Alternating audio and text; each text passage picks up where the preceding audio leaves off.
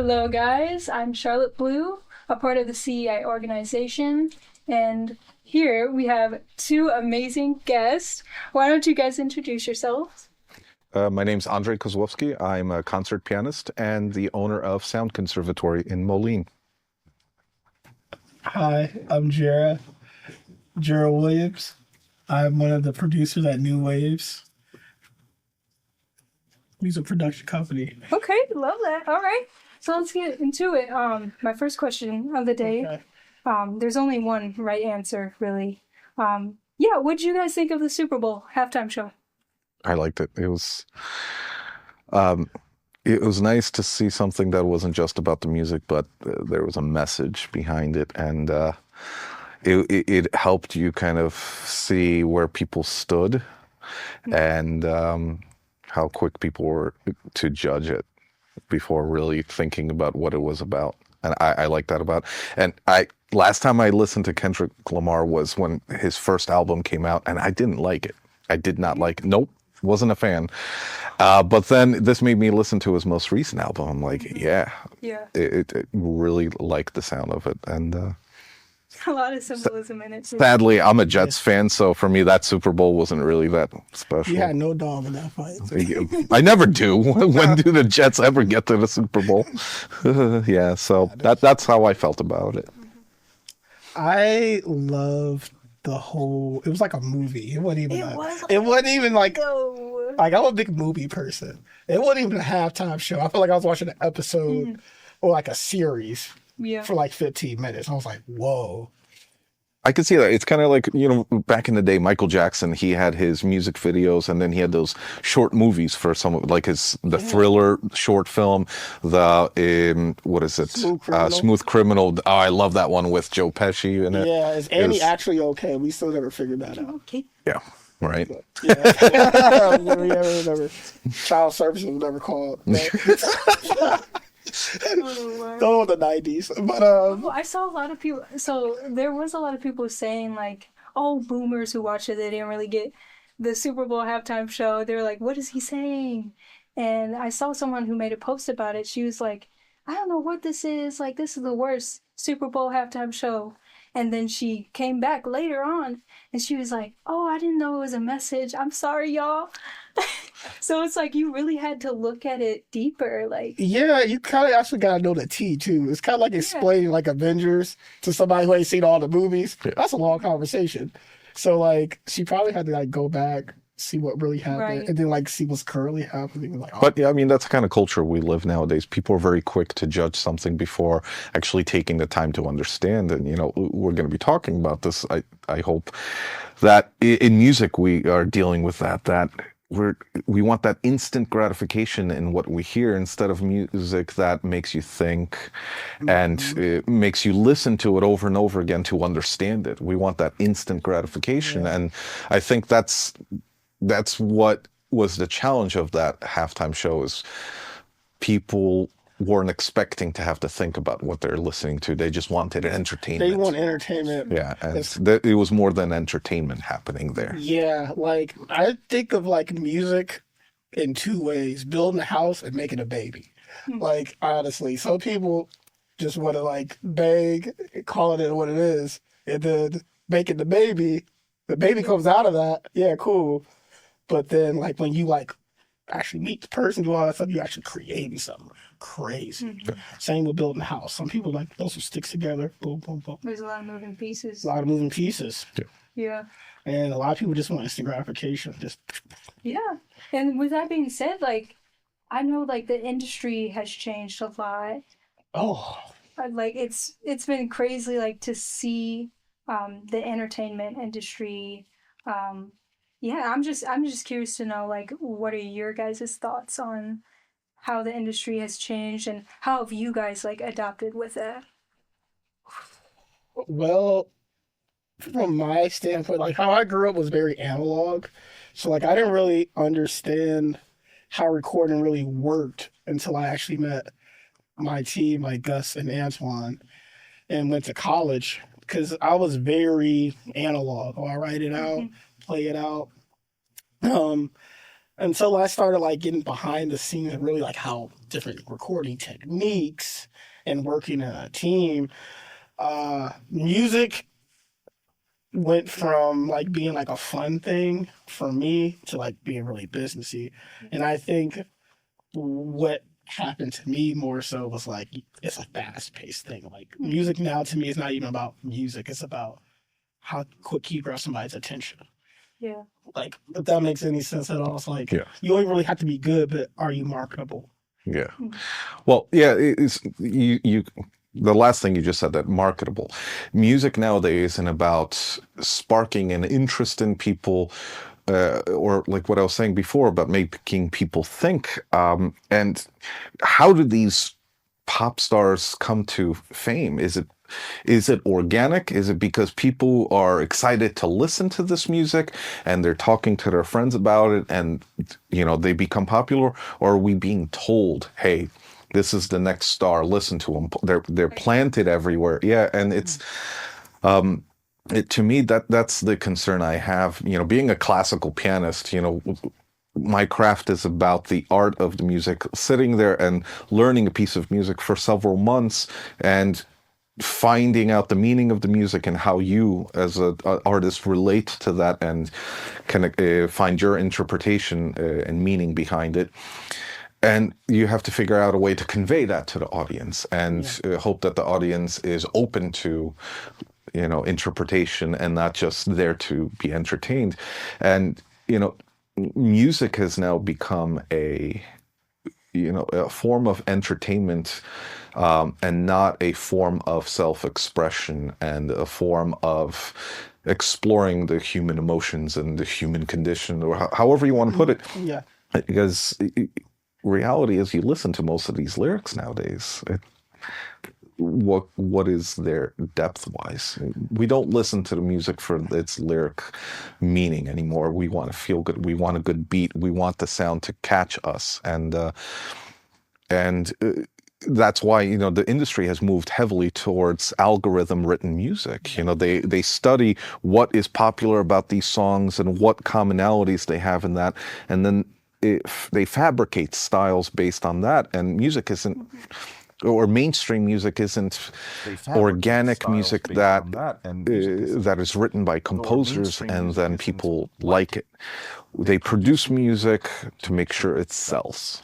Yeah. And to me, it's not an art of music, it's an art of production. Yeah, like now, in my opinion, it's the age of the producer now. Like, it used to be years ago, it was the artist. Everybody wanted to be the artist.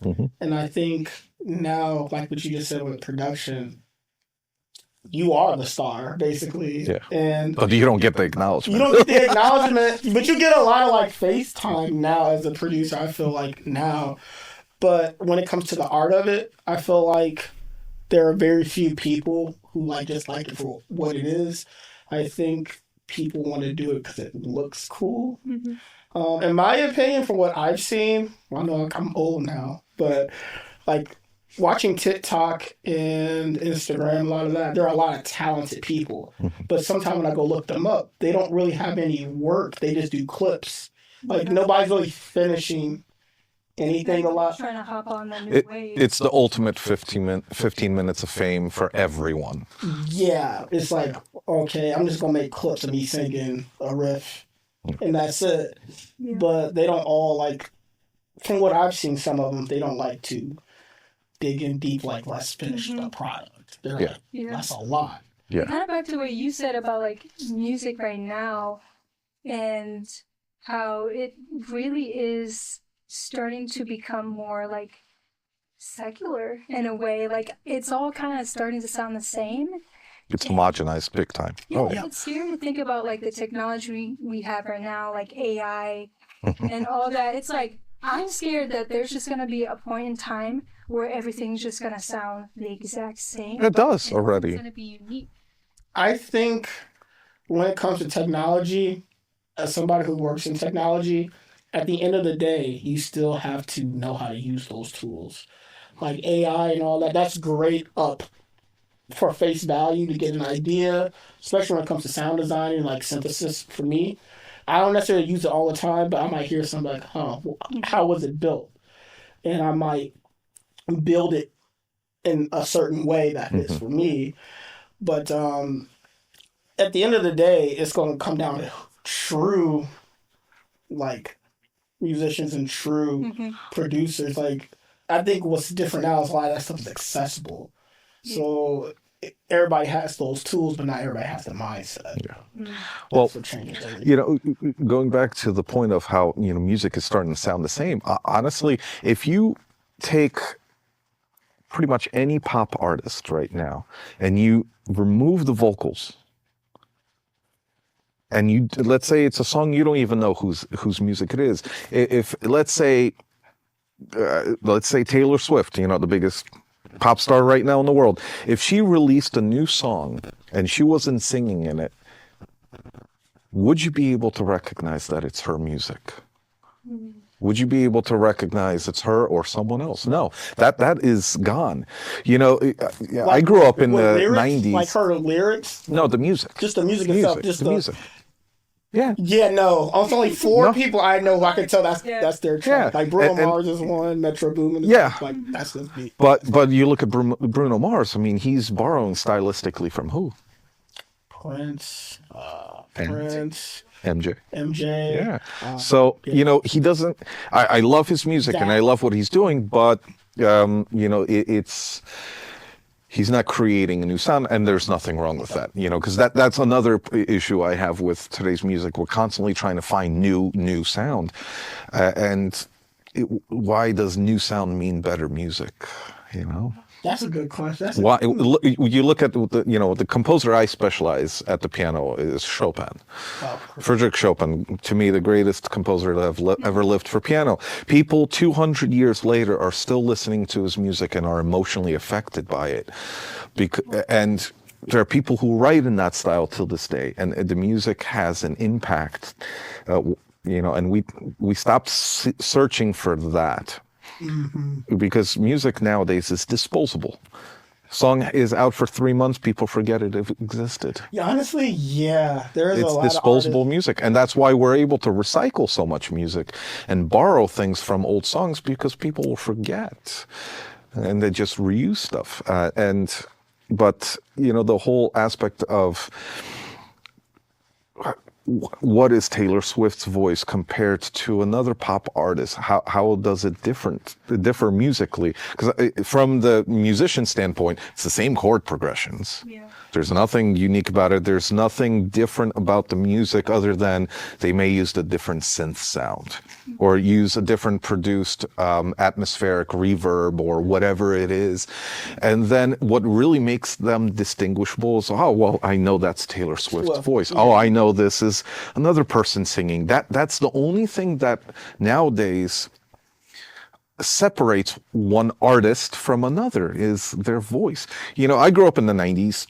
When it comes to music, and I grew up to Nirvana, Korn. I was a huge Korn fan, and several other bands. But when you listen to a Korn song, even if it's not one that you've heard before, and you take away the lyrics, you can tell that it's Korn by the sound. But they have a very distinct you listen sound. to when you listen to Linkin Park, you knew that was Linkin Park by the sound of the music, the way they wrote music, the instrumentation, and that element is lost in music nowadays, and that comes down to money. Because what is every record label interested in? Sell these albums, make money. And what you then start to doing is, it's like being an investor. Are you going to invest in random things that you don't know about if they're going to be successful, or do you invest in what is successful? What is successful? So, same thing with music. Hey, this sound sells. We need to make music like this. And then this aspect of music sells. So everyone starts doing it and it becomes homogenized. Yeah, that's very true. I think that's true with some. Like, my favorite artist right now is probably Chaperone. I love her stuff. It's very... I like her. Because I feel like she pushed boundaries within sonically, and she was bringing out sounds that a lot of people weren't. Well, how mainstream is it? Now it's mainstream, but I knew It's mainstream. Chopper before it was way before she came up. Give it a couple of years and let's see what happens. What's a great example of an artist that was like that? Sia. Sia, Back in the day, Sia, she was known as. And then she sold out, and she's become just generic like everything else at this point. And that's what I'm worried about. That happens to these artists who do come up with a unique voice. They then get stripped of that unique voice by the industry and become like everything else. Wait, so what do you guys think about the Grammys then? What she said about. I don't watch the Grammys. Oh, I watched some of it. I think it was cool in a way what she said about like how the industry should, and I kind of agree. It's kind of like you're gonna have to fill me in. So like basically she said like she wants to see like artists get like health insurance and be taken care of, even if they're at the lower part of the industry, because when she got let go, she had no experience and no other skills to be marketable in the true working world. And honestly, I can relate to that because I was one of those. I never got signed, but just like being a working musician, you just swimming with nowhere to go. You're just like, well, that's a big problem also in the music education world. Colleges and conservatories, many of them, and it's starting to change from what I'm being told. I went to school back in the early 2000s for music. You go to learn and master your craft, but you don't learn the business aspect. How do you market yourself? How do you manage yourself? You don't learn any of those aspects, and it's tough. And then especially with people who get signed with a label early on, they're kind of now relying on that entity to take care of all of that. And I think that's an important aspect that as an artist you need to tap into. Get into the scenes of what is going on that is getting all this accomplished, so you understand what to do if you ever want to go out on your own and do your own thing. Learn the industry from inside out. I had to take some hard knocks with that one. Yeah. Oh yeah, like it's like an anime character. I'll just get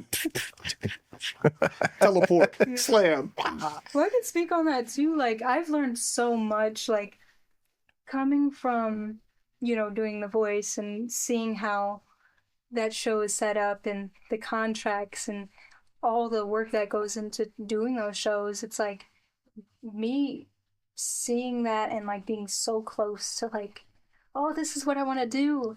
And then, after it was all said and done, I'm like, this is so different than what I thought it would be. Like, when you get to a certain point of like, oh, this is what I want to do. I want to be in front of the cameras, like, and like to be there just felt so surreal, but like overwhelming at the same time. It's like, I don't know. I feel sanitized.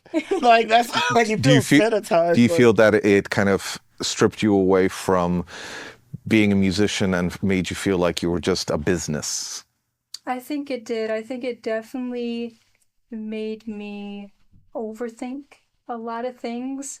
And, especially me being 17 at the time, I was really young. So, I really had no idea about like what kind of artist I was. Like I really had no real training except for just being a musician and playing with other musicians. And I think that's what helped me on the show. But everything else was like, I don't know how to do interviews. I don't know PR, like none of that. So all of that like was a learning experience for me. Yeah, I can agree with you because like I came up a lot like you, like just being a musician. I thought that would be enough, and it's not enough. It's not. There's so many good music. Yeah, it's a lot of good musicians. Like what sets you apart, and like also style. Like you brought up, like what kind of artist are you? I had a hard time with that because I was like, well, I'm not really art because I don't really care about being in front of people. I like writing songs. So I don't really... Well, another you mentioned you were young, you didn't really know what kind of artist you were yet, and that's another issue that I think plays into how pop music is driven, because they find these artists that oh, this is a promising musician, but usually they're so young that they don't have a defined voice in themselves, and then they strip that away from them, don't give them that opportunity to evolve where they naturally as an artist want to or need to, and then they're pushed to go in a direction. They just kind of follow a streamlined system of, this is what you're going to do and this is the kind of music you're going to do. And I think that also plays into the homogenization of music, is that we don't give these young artists the opportunity, hey, let them evolve. And we have to also let the reality happen. Hey, if this artist is evolving, but they're not connecting with an audience anymore, then we move on. And what happens is they artificially pump these artists. They tell them, hey, you got to change your look. You got to make this sound now because this sound isn't selling anymore. And then we strip that away. The artistry of these performers is stripped. And they follow it, from what I assume, is because they're too young to understand that, hey, this is not finding my own voice.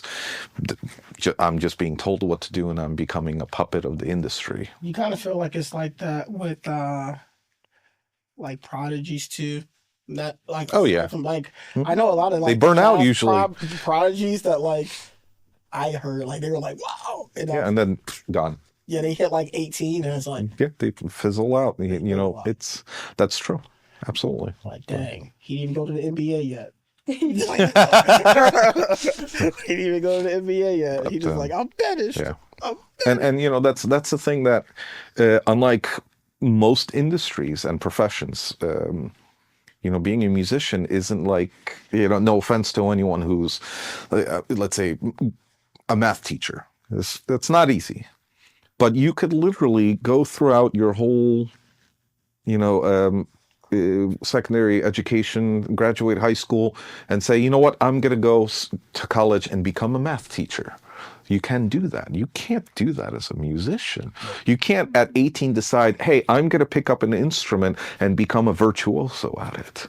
You have to foster that from, a certain age, with the hopes that you have talent, and then go to a school if you're pursuing, that higher education in that instrument, with the hopes that you can graduate that, and then hope that you can make a career out of it. And that's a scary thing. Yeah. It's kind of like... time and money is invested for years before you're at an age where you can put that into use. When I was in Denver, I had a roommate when I was working at my job, and he was a great wrestler,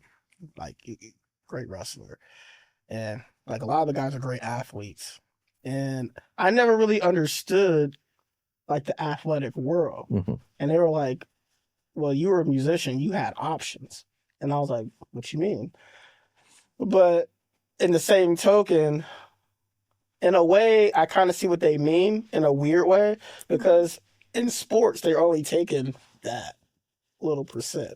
Like, if you don't make the draft, you hope you can go to Europe and maybe make it. At least as a musician, we still have like different tiers. Yeah. Well, yeah, it's either the major leagues in sports or minor leagues or nothing else. You don't have your local, downtown Moline football team that plays and you get paid. No, it doesn't exist. It doesn't work that way. While a musician, you can have bar gigs and all kinds of things. Yeah, but we still run that same race with them psychologically. It's like, well, if I don't make it at the higher level, especially that pay grade, well, yeah, I have this, but it doesn't still pay the same as... And I guess I have a question to go on to that. Like, how do you guys navigate, like, the professional side of things? Like, being a musician, with your professions and stuff like that. Like, how do you guys, like, navigate all that? That's good. You go sure. first. Well, I'll start off with this. I have ADHD, so Me too. It has its benefits and obviously its struggles. Being a business owner, our business is involved in a lot. We have a piano moving company. We sell pianos. We sell instruments. We the largest music academy in the region. We have concerts, and I oversee and manage all aspects of it. And I don't think I could do that if I didn't have ADHD personally, because I'm one of these people. I can't do something from 9 to 5 and just repeatedly. I get bored. I lose interest in it, and I found that with running this business, it allows me to stay motivated through a very strange form of discipline. And that's the discipline of doing a little bit of everything throughout the day. So that way I can make progress in all aspects and keep my motivation. Because I'm one of these people with ADHD. I'll be motivated to do something one day, and then the next day I don't want to bother with it. So what we have to understand ourselves psychologically, how we work, and not force ourselves down a path that, a cookie cutter path, that the key to success is sit and do this for hours and do it until you get better. For some people that works, and for some people, hey, a little bit of this and then I need to do something totally unrelated and get that accomplished, and then when I kind of lose that drive, go do something else that I'm driven to do. And at the end of the day, anything I need to get accomplished, I'll get it accomplished, because I can keep myself motivated. Because that's the biggest thing we need to acknowledge, that motivation is not enough, because motivation does this throughout the day and from day to day, and discipline is what takes us on the days that I really want to practice, and you do it, and then on the days that you go, I don't even want to play this instrument anymore, and you still practice and you still do it. So passion helps too. Yeah, and you need to foster that passion, because passion can turn into a chore if it's not properly balanced in your life, knowing exactly what your daily limitations for something are, and knowing when during the day something is going to work for you. And that's been my biggest discovery in working towards success, is knowing what my strong suits are and what my weaknesses are, and redirecting those weaknesses to align with what needs to be done for success. Yeah, I found myself getting burnt out. Like, as a full-time student and, doing gigs on the side, it's like sometimes there's just no time, and then, you end up just feeling exhausted. And, like, there are times, like you said, like, where it's like, I don't even want to pick up this instrument anymore. Like, I physically and mentally just can't. You ain't got it. And it's hard to, like, find that just time management and self-care. Yeah. That is the hardest one. Like, for business and music with me, I had to draw a line, because as much as I love doing music, the up and down of everything, even if you are like disciplined, your bills don't care about being disciplined. Yeah. And so I kind of like what you said about like having like learning disabilities and things like that. I need multiple parts of stimulation. But like who I am, I'm a mastery guy. So I had to take skills that I already knew and applied it to something completely different, but also repetitious. So like I got into IT and cable because it was very similar, like on the background, like of production, very similar. So to be inspired to stay in music, it kind of helped me with time management being in IT, if that makes any sense. Because I was still working my skills and working on time management, especially when it comes to like finishing songs, because I'll sit on the egg for a minute. I'll just be like, literally, yeah, it's hard. So for me, when it came to business, knowing my limitations, like, hey, I am not a manager, virtual self. Like, I produce. I know a little bit. I rely on a team. Like, I'm a team. I'm the San Antonio Spurs. I play this. And that's the most important thing in the music world is we have to understand what our limitations are and how they align with our passion. Yes, we don't talk about that enough. Yeah. I No. feel, and I think everybody now says you could do anything you want to do. That is true to an extent. There's Yeah. the reality of like, Yeah. if you're not good at math, are you going to be an accountant? I don't know. Well, I do my bookkeeping. I'm not good at math. Don't audit me. Well, No, I'm just but kidding. I'm kidding. there's a swinging pendulum. Yeah, no. But I have not having Bernie Madoff or something like. But yeah, and the problem that happens is, we do live in a culture where we're told that if you want something, you can have it. And to me, that's a great dream, but that's what it really is. And it's a very selfish way of thinking because, Yes. and arrogant, because we're not good at everything. And just because we like something, I love the cello. Like, I would love to play the cello. I tried it for 2 years. Oh, man. That was terrible. Terrible. Yeah. Day one sounded the same. 2 years later, I was not good at it, and you have to acknowledge that. And it's okay to acknowledge if you're not good at something, because if you don't, you're literally closing the doors on learning something new about yourself, because you're also closing the door on other experiences because you're too set on, I'm going to accomplish this. And you need to know when, hey, this is about the limitation for this. And do I want to keep pushing it, or do I want to just maintain it where it is and enjoy what I can from it and keep myself open to discovering something new? Because you will never discover everything you can about yourself if you get too or hyper focused on one thing and put 100% of yourself into it. There's this that everyone says, you got to give it your all. I'm like, yes, but you also have to balance. What does that all mean? What at what cost does that all? What cost? Is that all gonna take you? And is the result, even if you accomplish it, worth it? Sometimes that all takes you to your breaking point. And The new ceiling. You can't go any further. I feel like when it comes to certain experiences, even if you conquer it, what did you get out of it? Because, like, to me, if you do something really hard but you got nothing out of it, you kind of wasted your time. Yeah. That's how I feel. At least. And with music, as artists, looking at that, we have to look at, what are we doing this art for? Are we doing this because we want to tell the world something and we want people to experience something? Or are we doing this as a way to satisfy our personal emotional needs while an audience takes part in experiencing it? And pop world is it's not about the artist. It's about keeping the audience happy and entertained. For me, when I play Chopin, I don't play it because I'm looking for the, approval or trying to grow my audience because, it's popular. I get up on stage and I perform because I emotionally want to escape into the music. And if people are there to experience it with me, great.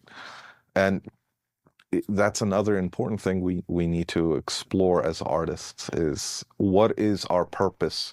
Is our experience in art a personal thing? Is it for others? Or what's the balance between the two? I feel like being a musician is like selfish all around, because you only you attract kind of what you play, in my opinion. That is true. Like, kind of like what you said, like a lot of the people I liked growing up, like the producers I loved, were like Zed, Kill Paris. Oh, Zed. Calvin Harris? Calvin Harris is one, but Zed, because of the way he did orchestrations, like piano and stuff, he moved. What about Gareth Emery? Gareth Emery is Gareth Emery, my favorite. One of my favorites. Daft Punk. I got trapped in how they create, like, it was like a movie. It was cinematic, how they would move things. And a lot of people were just listening to like a pop hit, but I was like, yo, this is... There's so many more. So many, it's like... the ocean. It's like, oh, this level, oh dang, ain't no sun down here. But a lot of people don't really get into that part, so you're kind of on an island by yourself most of the time. Well, like most people listen to music nowadays, not because they're trying to explore anything. They want to feel good. They want to feel good. Yeah, they want to be entertained, and I think we need to find a balance with that You ever in heard our yourself world. listen to music? I was in the gym and I heard this like I was doing a bench press. I heard this crazy like transition to EDM song. I was like, oh snap! I was like, oh, So no, trap music for lifting. Trap music is. oh yeah, something about pushing dope just gets you pushing weight. No lie, like You- with the morning, like You ever listen to Troy Boy, yeah, Tom Size, yeah. that stuff, or Tom Size, Simon, those guys? Oh man, lifting to that can be dangerous. Yeah, Mexican OT. I'd be like, yeah. Oh yeah. Like Young Dolph. I used to listen to Young Dolph like every morning when I go to work. 100 shots. I'd be like, It's like, funny. inspiration is inspiration. I feel like a lot of people Well, cut themselves off to certain things. and that's the thing about the beauty about the music world is there's music for all kinds of purposes, and Yeah, you know, waste not yeah. bad sometimes. yeah, right. So this one's to bench press. This one's for running in the mountains. But yeah, and that's the amazing thing about music is it serves so many purposes. Many purposes. So You ever like listen to a song and like you like instantly in the movie and you're on it like I have so many playlists. Like it's Oh, yeah. just for different like scenarios. have you ever listened to those playlists over though? Because I make playlists like, oh yeah, this is a great mix. I'm feeling great with this. Never come back to it. Yeah, that's true. I have came back to it and I've actually taken some songs out of my spot. I'm like, yo, what was I on when I did this? You ever like have that though? Yeah. Yeah. Like, yo, Yeah. I listened to I this saw whole thing like all the way through. Yeah. what? It is like the song you be skipping be actually fire. You ever Yeah. like have like you come back Well, because you judge it after the first 10 seconds, like, eh. So I always skip through to like 30 seconds. All right, how about 45 seconds? All right, minute. Okay, all right, let's see how this goes. Yeah, I gotta get used to like taking a ride. But like Yeah. I've skipped on some good songs. I'm more open-minded though. Like I'm like, okay, I'll give it a few more. What are you listening to right now? Like what's new to you right now? Right now, I'm listening to a bunch of different stuff right now. I've been listening to SZA. SZA, is that? Oh, Ooh. Yeah, she has a new album out right now. Like, So I've been listening to her, and then a lot of other ones like Kendrick. I love Kendrick.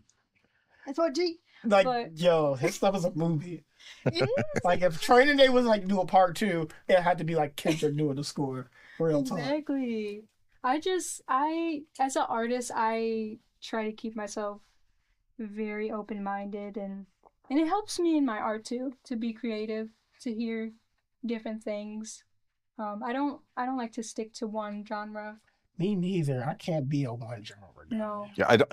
To me, people who listen to just one genre of music, They scare me. they're Those they're are real suspicious. psychopaths. They're suspicious because I remember growing up, I was like, I only listen to punk rock. I'm like, so you telling me if you heard music from any other genre, you're like, nah, you don't like it? I don't know. That's suspicious to me. Those guys will rob you. Same too. Yeah. Then I had a friend, a very close friend of mine, who didn't like music at all. They didn't listen to it. I'm like, Yeah, he killed a couple people. Do you have no? yeah, right. He's killed a couple people. Or he's a spy or something. I don't know. I don't But listen to music. yeah, but He probably sings opera. He gets those like sound. like this whole construct of genres really is if you racist. well, interesting way to put it, but I'm not gonna say no. That's Segregation is Jim Crow with music. but if you really think about it, it's what is music? It's rhythm, harmonization, melodic line, and potentially lyrics. And when you listen to someone like, I don't know if you ever heard of Irish blues rock. Oh, I didn't even say his name. Oh, they should like the genre. No, but Mick Flannery. Oh, you would love Mick Flannery. With your music, you would absolutely love his stuff. You listen to him. He's got keys, he's got guitar, bass, drums, and him on vocals. And then you take, let's say older One Republic before they went all electronic. Old. It's the same instrumentation, the same notation system, same chord progressions, so, and yeah, there's a slightly different sound to the music, but in essence, it's all universal. And, so to me, the when people say, I don't listen to rock, I only listen to, let's say jazz. I'm like, okay. Hot take on jazz. What's that? Jazz to me, I I love jazz too. Careful, I'll fight you. I feel like jazz, because I actually came up on jazz. Mm-hmm. Like my favorite composers are like Horace Silver, George Duke, like crazy, Lee Morgan, the list goes on and on. But like sometimes I feel like it can be very elitist. The jazz can be very like the sound, like it can be. Sometimes they don't push new ideas. Sometimes. Well, I mean, 'cause jazz is a very, very broad, generalization of her style of music. It's like classical. Classical music. Bach is considered classical music, and then you have Chopin, and then you have Stravinsky. That's crazy. You listen to Stravinsky and then play Bach, it's like a whole different universe, Music but they're under the classical umbrella, while, Bach is actually Baroque era, Chopin is Romantic era, Stravinsky's 20th century. So same thing with jazz. I mean, jazz has so many subcategories. You get lost in the subcategory. Yeah. Like me, I like a lot of anime openings and a lot of electronic music, and like that's a lot of jazz now in a way. Like it's like metal. Yeah. It's like metal house music over like screaming saxophones running around. Like literally, like that's what I picture. Like sword, bang, skydive in a pool, bang. Yeah, because I mean, Bass drop. Dave Brubeck, right? Yes. By the way, we just acquired a Mason and Hamlin 9-foot concert grand that is autographed by Dave Brubeck at Sound Conservatory. Yeah. What? Yeah. And there's video on YouTube of him performing on that piano at the 1971 Newport Jazz Festival. We have that piano as our concert piano now. So anyway, It's gonna be televised. So you listen to Dave. You listen. You're right.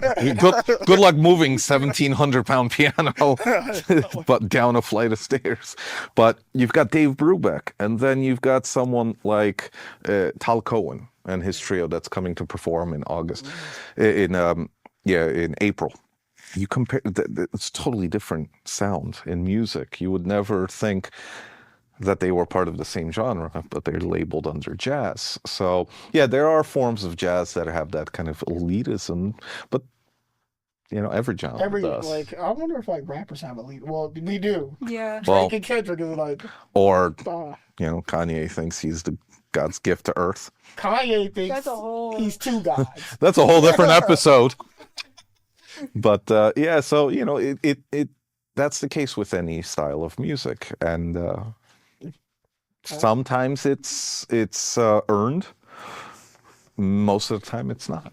I have a question for both of y'all. If y'all could resurrect any dead musician, Chopin, bring them to today. You would bring Michael Jackson back today and be like, "Yo, this is what we got." How would you like explain them the new world? Like explain the new world. Like I would love to bring back Rick James. That'd be dope. Like I'd start with apologizing, but I would say Chopin. I mean, it's just because he is the composer who explored and moved the concept of composing music as a form of self-expression. Chopin never wrote music for the sake of performing it. He despised performing. He gave in his entire 39-year life, 32 of that in the professional world as a pianist. He started composing music at 7. He only gave 40 performances in his entire life. Wow. And he only published out of financial necessity. Wow. His composing was, a journal of his life, and he wrote for himself. Prior to that, music was written for what? Religious purposes, and for people who were in power, kings, emperors, people, aristocratic families. Hey, we're having 200 people over. We want to be entertained. It was entertainment and religious purposes. And he wrote music as a way of putting his emotions to sound. And he is the composer why music evolved into Today. what it is. I think he was really the composer that changed that direction heavily, turned the tide. It would be crazy to hear what he would do with today's technology. Oh. Like if you showed him a synthesizer, what he would do with that. Yeah. That's kind of why I want to see, you only lived 39 years, and he wrote exclusively for the piano, and he's one of the most famous composers. You have Beethoven, he wrote for every instrument. Mozart, Bach. Beethoven's actually one of my favorites. I think Horace Silver is like the jazz Beethoven. Oh, interesting. Idea, just So that's who I would want to bring back. And so you said MJ? Yeah, MJ. I mean, I grew up listening to MJ, and I literally cried when he died. I remember what he was. I remember that so vividly. My mom had told me, she's just yeah, Michael Jackson just died. I'm sorry, and I was bawling my eyes out. I was like, there's no way, MJ. I thought it was fake too. It was all fake. Yeah, I thought it wasn't real. That was I just remember that moment so vividly because I looked up to him it was just MJ every day. I had a fixation on Michael Jackson. So did my sisters. That was wild. That's different. But it's funny how that was one of your biggest inspirations. Mm-hmm. And yet you produce completely different. But that's actually the cool part about that. Well, that's the thing as musicians we have to understand is that we can't just draw inspiration from things that are like us. Yes. We have to draw inspiration from things that are different than us because it makes us question ourselves. Yes. When we follow things that are exactly like us, we don't question anything. You don't question. We just keep following along while you present yourself with something that is not like you, and you start to go, well, why? Well, what is this? And then you start to relate, compare and contrast yourself to these things, and it helps you potentially discover things that you didn't know about yourself or even think, or different perspectives and ideas. So when people ask me, what do I listen to? You must listen to a lot of classical music. I'm like, I listen more to other things than classical. If people think I'm a metal guy, I'm like, yeah. And people, oh, you're a classical pianist, and they see I'm covered in tattoos. They're like, how? I'm like, don't put me in a box because that's, let me cook. Yeah. Let me cook. But no, actually, it's funny you say that. When I was in high school, I was in a little R&B group. And Really? Yeah, I was. I was in an R&B group. What was it called? I think it was called Legacy or something. Yeah. Legacy? Yeah, it was called Legacy. It was with some of my friends. And I was doing all the piano stuff. But I actually kind of got bored. Not bored because we were making bad music, but this was during the time of Trey Songz and all. Mm-hmm. So and growing up in R&B, it was just all right, I know this. And then my friend, one of the dopest bass players I ever met, Jasmine Mayfield, I heard him playing with his band one time in the band room, and I was like, what is that? That's crazy. And I just started trying to hang out with them, playing on the piano, and I started liking metal. I didn't really understand it at first. They started getting me more acclimated into it. I didn't have the face though. I was too smiley. I was like, that could be your thing. I was like, dancing. Everybody's like, I'm like, everybody's just I was like, so crazy. It's funny. You ever been in a mosh pit? Yes, and then I was like, all right, that's enough. I was like, I got caught in one at 12. You got caught mind in one you, at 12? up until almost the end of 9th grade, I was under 5 feet tall and scrawny. So here I am at 12 years old at a Korn and Rammstein concert. I like Rammstein. And somehow I got sucked into a mosh pit. He's like a I got vacuum. I got beat up like Like curve stomped you. It's like, I got punched, kicked, and thrown everywhere, and eventually I got out. But I was like, so there's my cousin. I'm like, oh, what happened? dang, that's like a movie. I was just picturing you just getting like, I don't know what was happening because I was getting crushed. It was just people on. picture that scene out of Blade, like in the first one. Oh, the vampire raid. Oh They yeah, kinda like the nightclub. Yeah. By the way, that track is my favorite. That's my Oh, I favorite track, freaking love like- that. I think vampires are like all techno people though, for the most part. Yeah. Yeah. I don't know. You listen to some old classical music too. You ever seen an interview with the vampire? It was one of my favorite movies. There's It's no dope techno stuff. there. But like, he gave him a synthesizer. He's gonna make a track. He's gonna make a crazy track. That's funny. One of my interview with a vampire is one of my favorite movies, though. Like, I think for me, what inspires me is cinema. For like, Visual. yes, like you just can't put me in piano like make a song. I'm like, So I you, could do it. But we watching the movie, I'm like, yo, that's crazy. so you like program music. So the concept of writing music as, portraying characters, portraying landscape, telling stories. yeah, Okay. yeah, like I would love to be a score writer, like write for a series or games. Like, Yeah. oh yeah, I Same would. here, actually. I want to compose for film. I would love to. Slept on soundtrack. If y'all fighter, are y'all into fighting games? Dead or Alive 3 soundtrack, crazy. Like, yes. Like, I was like, that actually inspired me to do more game music. Was that and Street Fighter? Where did she find You know, I'm a Mortal Kombat fan, but like Street Fighter, the Street Fighter like theme, Ken's theme. I can't remember. Do, do, do, do, do, do, do, do. I'm gonna have to on my drive back. I'm gonna be like, all right, what is this? Yeah, I was like, dang. And like from that standpoint, like yeah, writing lyrics to a song was cool, but like making those lyrics fit something was like, yes. Yeah. See, that's my weakness. I can't write lyrics or vocal lines, but I can come up with piano music, anything. Let it go. Yeah. Disney, great work. Let it go. Disney? Yeah. Yeah, Disney soundtracks Oh. are Snow Let It White Go? is yeah. Bro, Let It Go, like, when did it come out? It came out like 2013? 2012. 2012? I think it was 2012, if I'm not no, mistaken. it's 2012.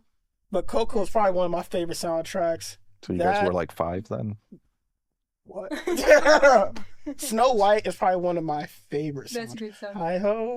Hi ho, here's all, da, da, da, da. It's like a trap song, but happy. You can hear the beat in there. 808s. Yeah. Yeah. I can see that. Yeah, Wishing Well. I played that in the solo once. You did? Did anybody, like, recognize it? Some people they was like, wait, did you just play Snow White Wishing Well? I was like, da, da, da, da, da, da, da, da. Yeah. Like That's funny. movies. Movies, kids. I had to look at the camera like, Pretty kids are Not drugs, movies. be careful with movies because they might make you do drugs. But but we don't talk about that. We're gonna edit that out. That's but I feel like I'm on Ricky Lake right now. Ricky Lake. Wow, I'm on Ricky Lake right now. that's bringing back old school. Holy Well, let's segue into the business side of things. Oh, my credit score. Yeah.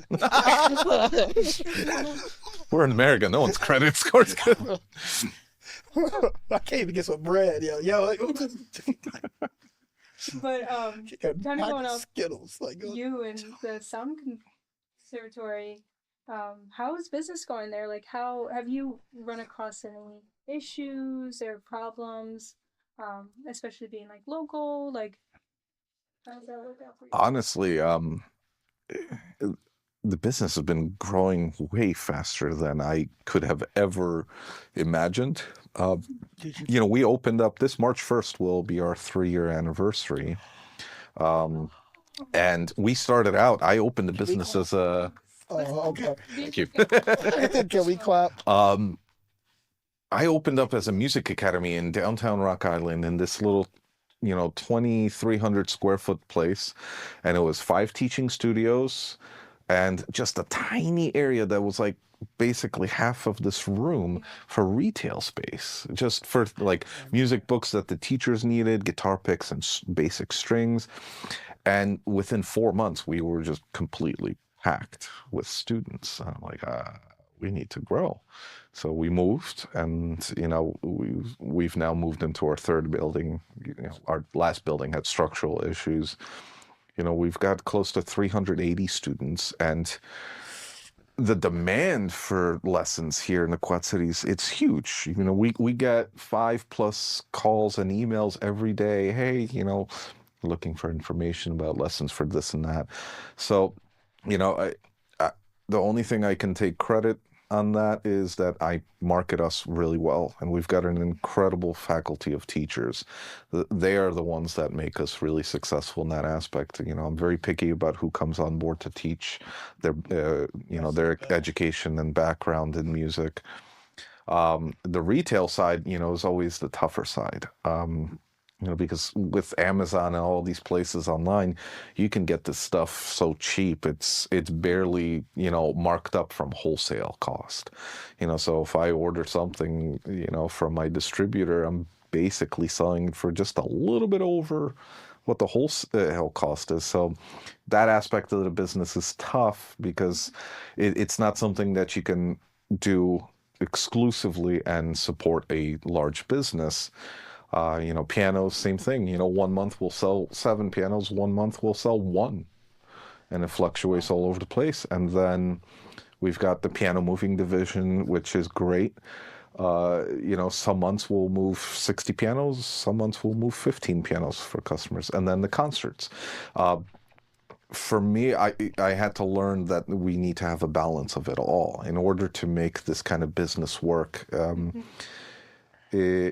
Not one entity is responsible for the success of the business. It's the collaboration of them all, and they work together. We have, I'd say, nearly 200 of our students are piano students. So, hey, I want to get my kid. Claire is an incredible piano player and teacher. She's got like 45 students. She is literally. I learned from her a lot of some stuff. Yeah, that's awesome. Great. And so these people come on board to take lessons. Oh, do you have a piano? No. So, we have that facility to get them a piano or a keyboard. And then for guitar, we sell guitars. So all aspects of the business feed off of each other. And that's what I realized after we had to move from our first location. If this business is really going to be successful, we need to embrace all angles of this business and create a home for it all. You basically had to repot a plant. Yeah, and get different species of plants planted at the same time too, because it's we literally do all aspects. We do have what? Did somebody sneak him a joint for something? I'm just kidding. We are working on future plans on building a recording studio. Oh. And we're talking about world-class studio. We have an attic that is humongous that could suit. It's about 3,000 square feet of functional space that could be turned into a recording studio. Let's look at the camera and say that. Recording studio coming to you at Sound Conservatory. But back at the so and that's crucial because you have students who want to record something for an audition, or because they want to be an artist, they want to record. So it all plays into itself. Every little thing, may only produce financially peanuts, but I have this old saying. I used to be in sales management for years. Enough peanuts makes peanut butter, and that's how this business runs. Each division, gathers some peanuts, and together I can make peanut butter. There you go. Yeah, appropriate for this month. Yep. So I had to do a service announcement. So, PBS kids,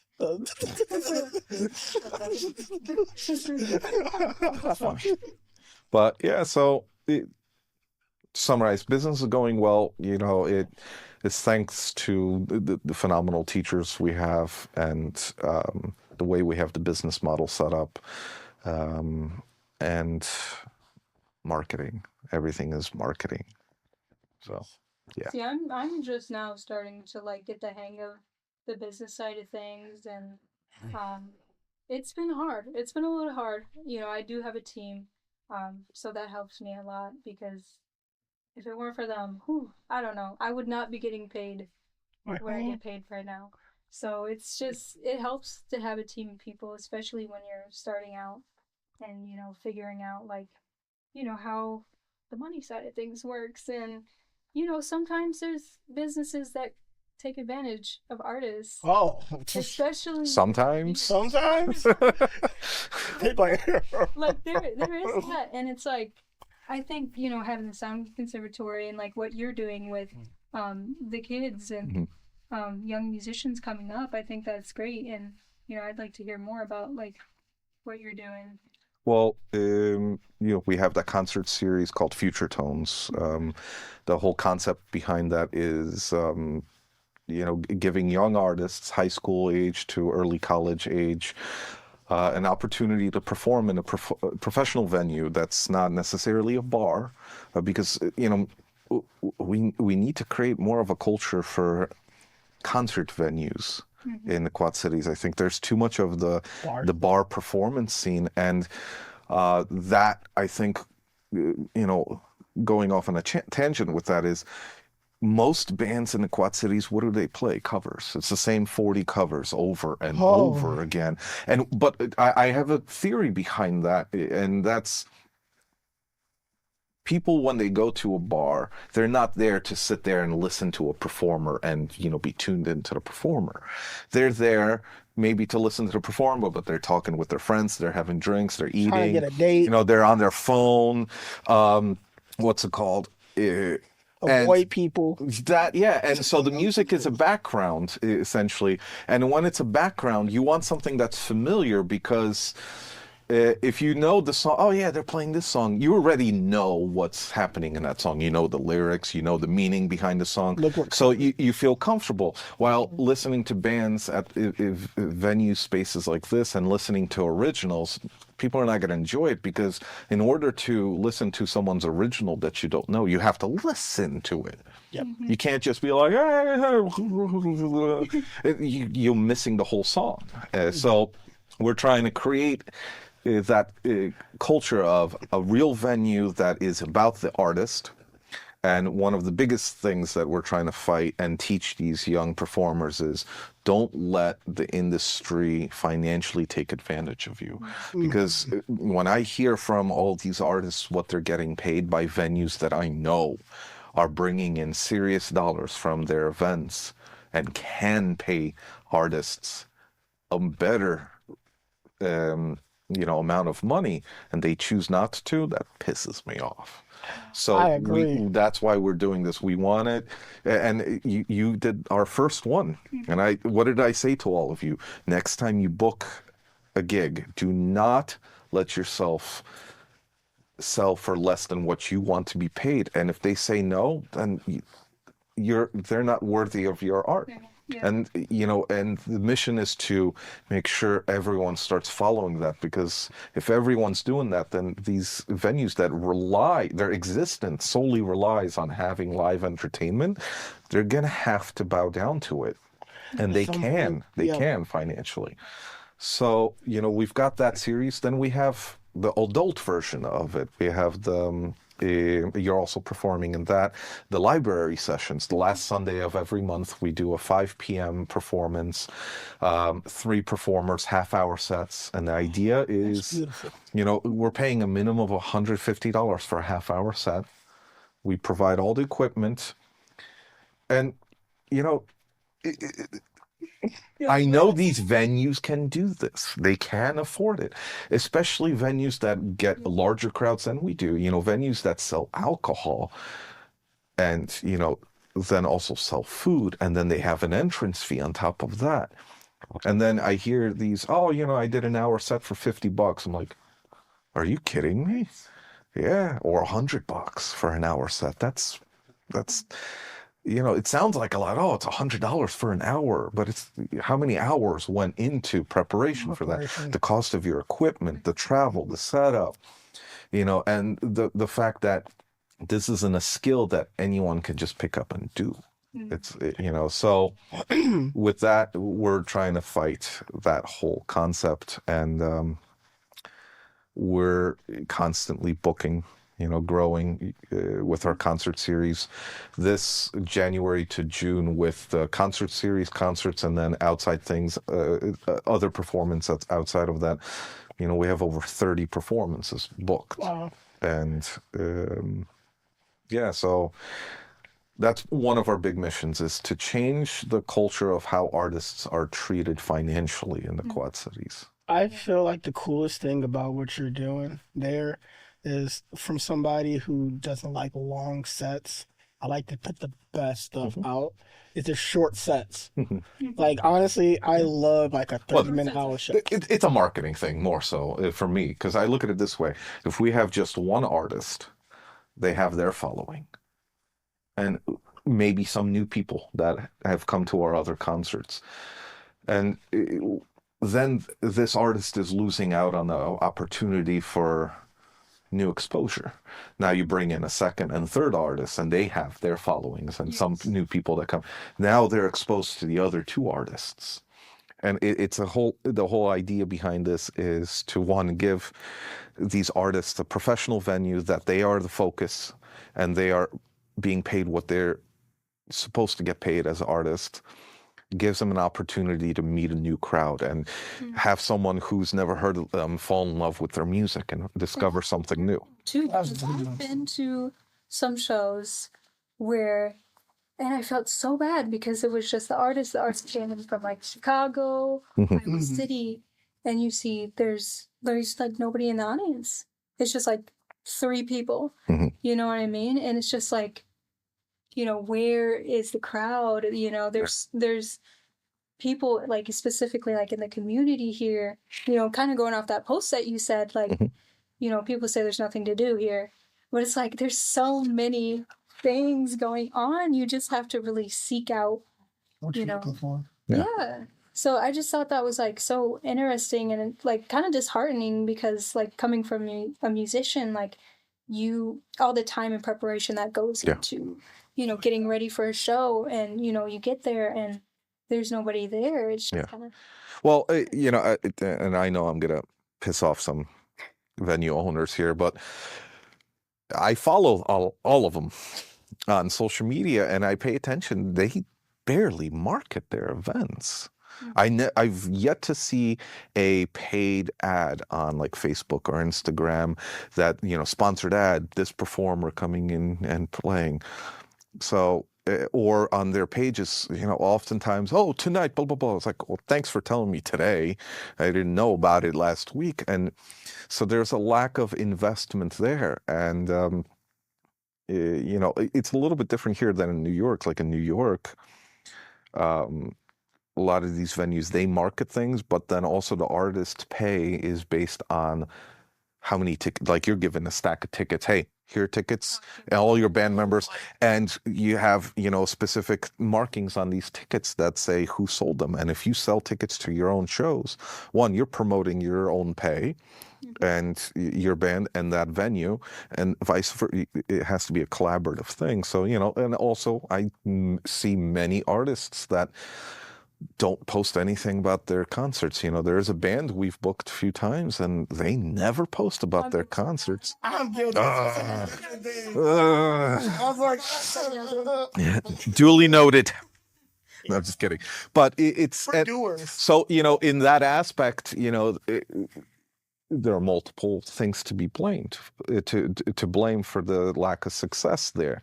We as a venue have to invest everything we can within reason, financial reason, to promote these artists if we want to see success for the artist and also for our venue. But the artists also have to invest that aspect into their craft too, because they've got a following. They got to let their following know, hey, I'm going to be here playing. Mm-hmm. Oh, cool. Let's go check this person out. They're going to be there. I'm free that night. Let's go. Mm-hmm. So we are going to be rolling out a really cool series with a local singer-songwriting teacher, Ryan Bizzari. And I've gotten a chance to meet him, yeah, actually. he's awesome dude. And so we're going to be rolling something out, and we're going to be talking about things like that, marketing, not just the writing of music aspect of it, but yeah, so there are so many things that we need to, I'm not going to say fix, because we just need to realign how things are managed in the music scene here in the Quad Cities. And I know I'm pissing a lot of people off right now because, I'm an outsider. I'm not from the Quad City. Here's this New Yorker telling us what we need to do. Get out of here. Leave the Quad Cities. I know I'm going to get some of that, but I'm okay with that. And because here's the thing, I know I make mistakes, and I've screwed up things in the past. I've screwed up businesses I've owned. And every time I've acknowledged if I was the factor or what I did, or I will think about what could I have done that would have made me not fail. So if anyone that's watching and listening to me, criticize, takes offense to it, well, then you are guaranteed to fail because you're not open to reassessing yourself as a venue or, promoter or a musician to find, how can I be better at what I'm doing? How can I, service our community better? How can I perform better? How can I write better?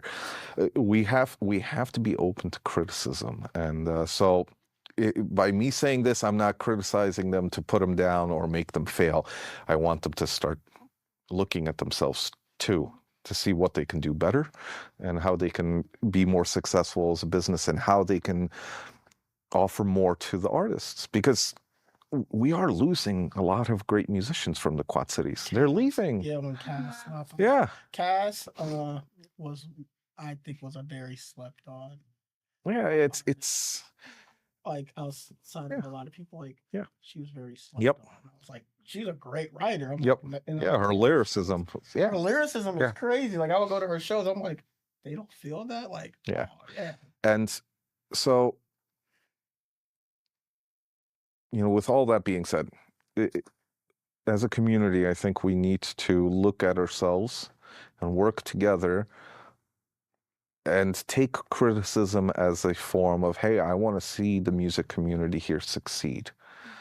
And this is why I am going to take the chance on being the jerk that says what people don't want to hear. I feel like I'm on like Monday Night Raw. Like, I'm doing this right now on camera. Yeah. People need that criticism and that feedback. So, I am so grateful for having you guys here and talking to you guys, hearing about your story and about life. It's always nice to sit down and just talk about music because I love music. Yep. With that being said, this is CEI. Stay tuned for more podcasts and episodes. I just would like you guys to just say your final thoughts and introduce your names again if you guys haven't gotten it yet, because these are two amazing guys. All right. Well, I'm Andre Kozowowski. I'm a classical pianist and owner of Sound Conservatory. If I have one thing to say is always be open to learning and open to criticism as a way to grow and connect with others better.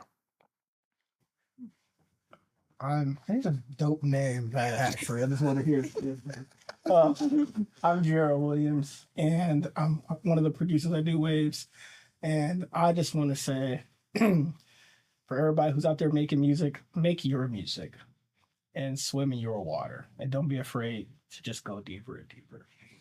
And make mistakes. Make the mistakes, make the music.